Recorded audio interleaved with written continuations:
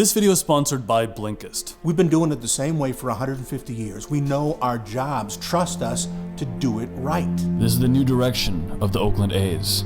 We are card counters at the blackjack table, gentlemen. Adapt or die. Die is the operative word there. Everyone wants to attack. Quit trying to attack. This is a game of attrition. Let the game come to you, man. There's no timer on this thing. It's a process. It's a process. It's a process. Oftentimes, when we think about getting a certain result, especially when it comes to creativity, we place it on the basis of the entirely wrong metrics. For instance, when I wanted to pursue acting very seriously, I thought I needed to be in LA as that first step. The initial metric I was running off of was location, when really location can be completely irrelevant to success in that terrain. In the world of money, securing your financial life, many, especially people who come from like my parents' generation, they might be convinced that the first metric to the measure of success is formal education. The higher your education level, getting a bachelor's, a master's, a PhD, the better the chance you have of making a decent amount of money taking care of yourself. But once again, there are many examples that run counter to this. With YouTube, initially, someone who watches a lot of camera videos might think that the first metric of success is quality of image, resolution, shooting in 4K or 8K, or having access to the gear, lenses, drones, and that would be the primary source that could get you attention, views. When really anyone who's done this for a little bit of time, or anyone especially who has access to those tools, can realize that that often is not good enough to keep someone's attention. And on the other end, you see numerous creators who don't use such tools, who in terms of production value make very simple videos and yet garner amazing attention. Perhaps if you're someone with a little more sophistication, you might say that another metric to success is to judge it by titles and thumbnails. This is an experience I had recently. An internet friend of mine, Andrew Kirby, perhaps some of you have seen him, he's great. But Andrew had asked a lot of YouTubers to join in on this sort of mastermind group call so that we could all learn from each other, so that we could all give each other advice and feedback and study the analytics of each other's channels. I joined in just to be polite, but often these are the conversations that I absolutely despise. Just me as a creator and a person, I have a very tough time digging into the analytics and trying to recreate success from past videos or something like that. But I decided to join in, and about 10 minutes into the call, Jimmy Donaldson, aka Mr. Beast, decided to join in. Evidently he and Andrew are like friends. Mr. Beast went around giving advice on everyone's channel, but when he got to mine, I told him of my desire to create my own genre. A genre I might call cinematic comedy. I especially told him about my new series, the Director Parody Series, which is a type of video that I really haven't seen on the platform before, but is something that I would be excited to bring to life, to make it something that would be unique to me. He took a quick glance at my channel and he said, I don't care about any of your videos. And especially when I told him about the Director Parody Series, he said, dude, I don't know any directors except for maybe Michael Bay.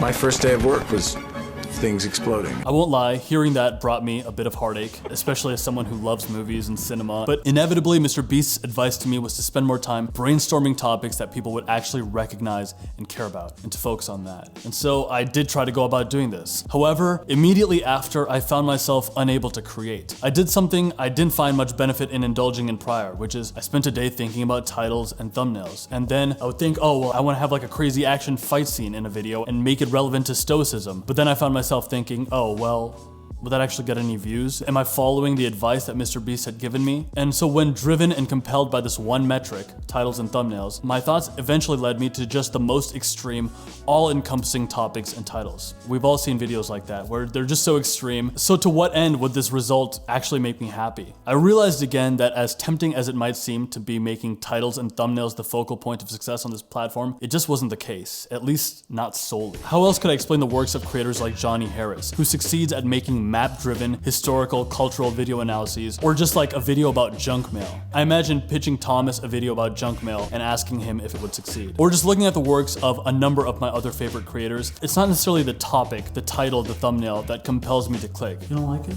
Maybe initially, but really what drives success is something entirely different, and that is voice, story. One of my favorite films that pays homage to this idea of paying attention to the right metrics and ensuring consistent effort towards them is Moneyball. I'm sure you've seen it, but in case you haven't, Billy Beane is the GM of the Oakland A's and takes on the philosophy given to him by a young economics graduate from Yale in replacing his all-star baseball players with a very limited budget, essentially using data and statistics to find players that are grossly undervalued by the industry. Peter Brand, Jonah Hill's character, tells Billy, baseball thinking is medieval. They're asking all the wrong questions, and if I say to anybody, I'm ostracized, I'm a leper. Your goal shouldn't be to buy players, your goal should be to buy wins, and in order to buy wins, you need to buy runs. In other words, question the metric you are valuing in your work. Make sure you're looking at the metrics that actually matter. hammer those metrics in, and then create systems that can put pressure on those metrics, that can make you improve those metrics. One of the players that Billy acquires is an especially good example of paying attention to the right metrics. David Justice, an older player, he's not much of a hitter or stealer anymore, but in his middle age, he's surprisingly good at getting walks. He's not as aggressive about taking those swings that are bad, and as a result, he walks and gets on base more. Now, is walking as glamorous as hitting a power shot or stealing bases? It's definitely not as exciting. It's not something that would get the fans going necessarily, but getting a walk does fulfill the single most important metric in winning a baseball game, which is getting on base. So when it comes to the main metric that matters, getting on base, walking is just as good. So what's the most important metric for you? Answering that, it's something that would take your own research based off the industry you're in, the people you work with, and then even when you reach out to people who are killing it in your industry, the people who are really dominating the platform that you want to be a part of, questioning their line of thinking and using your own critical thinking, experience, and insight to make a judgment call for yourself and to figure that out for yourself. I willfully put myself in the industry of storytelling. It's not just about views, it's not just about winning the click, it's about being a person who's able to craft stories, craft narratives, create emotion. And this requires a multifaceted skill set. It's not that hard, Scott. Tell him, Wash. It's incredibly hard. There's writing, rewriting, storyboarding, collaborating, filming, figuring out composition, communicating your ideas to another person. I don't understand. Finding talent, being a director to talent. Shit, where's he supposed to look? Is he supposed to look here? Helping extrapolate the emotions that you want. Yeah, look both ways. Like, you're just like, I am the king of all that. Compiling pieces, figuring out the right music, editing, delegating the editing. For something as sophisticated as storytelling can be, my singular metric is just consistency. Getting the reps in the discipline in general. Getting to a point that the title and thumbnail of these videos won't matter as much as it once did. I've reminded myself about the power of consistency often, why repetition is more important than perfection, how small gains add up to a big result. Consistency is essential for success in any area, but especially when you're thinking about your life's work in terms of decades. And with that in mind, I think it's more ideal to focus on making the things I'm interested in, focusing on expression and skill, rather than just initial results. This isn't to say that results aren't important. You've got to be able to do things to monetize, make money today, show results for your work to your employer today, but it very well could be a mistake to do everything for immediate results. You're training up a Dratini that will one day become a Dragonite, rather than just quickly catching a Caterpie and making it a Butterfree. You can tell I'm a 90s kid. A quick pause here to talk about today's video sponsor, Blinkist. If you're anything like me, sometimes you want to read more or take more notes from high effort books and improve your understanding of topics, but sometimes you get daunted by the bigger books. If something's like a 300, 400 pager, then at times, I'm not as compelled to start it because I don't know if I'll be able to finish. Or maybe you want a refresher on ideas, such as me needing to refresh Atomic Habits to make this video. Blinkist provides 15-minute summaries of books so you can get a quick refresher on an idea, or get the gist of the argument of a book before actually picking it up and reading the whole thing. It's available in bite-sized text, and you can also listen to these summaries on the go. The app makes it easier than ever to find the time to read. Recently, they even added full-length audiobooks that you can get if you want to get deeper into a book, and you would get those 65% off of their full price. I've been using Blinkist for 6 months now, and it's been especially helpful for me because sometimes I want to use a book or start reading a book to make one of these videos to get the ideas of one of my videos, but I don't know if the book is worthwhile or if it will lend itself to a topic that will translate well into a video topic I'm trying to make. And so reading those summaries helps me save a lot of time and actually read the books that are worthwhile for me. The first 100 people to click the link in the description box will get a 1-week free trial to try out Blinkist, and you'll also get 25% off if you want the full membership. It's sponsors like Blinkist that make it possible for us to try high effort videos, things like the Director Parody series. So thank you very much, Blinkist, for sponsoring this video, and thank you all for watching. There's a concept that James Clear brings to light in his book Atomic Habits called the 1% rule. It's this notion of making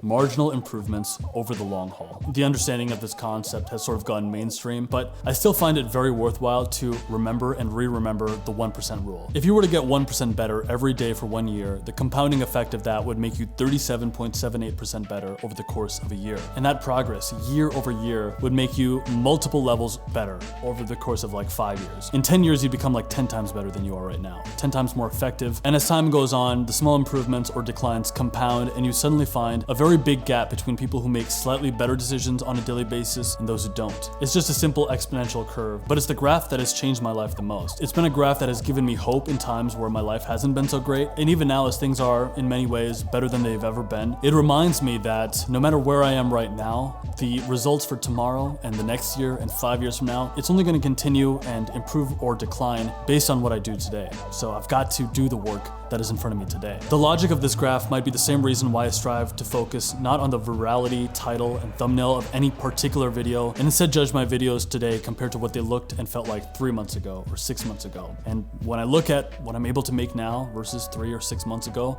I do see an improvement. I do see progress. I do see an incline in my storytelling capacity. And if I have that internal satisfaction about a video of mine, then I can at least see myself moving in the right direction. So even if the newest director parody series hasn't been all that successful up until now, well, maybe this is still an opportunity for me to continually work on my skills, work on my voice, becoming more skilled with composition, storyboarding. There's like an exterior shot, so look at that. Getting shots at various focal lengths, crafting a visual story rather than just an information-driven one. And as someone who's interested in a career with longevity and breadth, the style of video that I've started working on brings me value beyond simply getting good views. And I say this not out of bitterness towards Jimmy. I mean, what a great creator for talking to small YouTubers and giving them advice, but rather as encouragement for anyone who may not see immediate results for the work that they're doing today. Take it from me.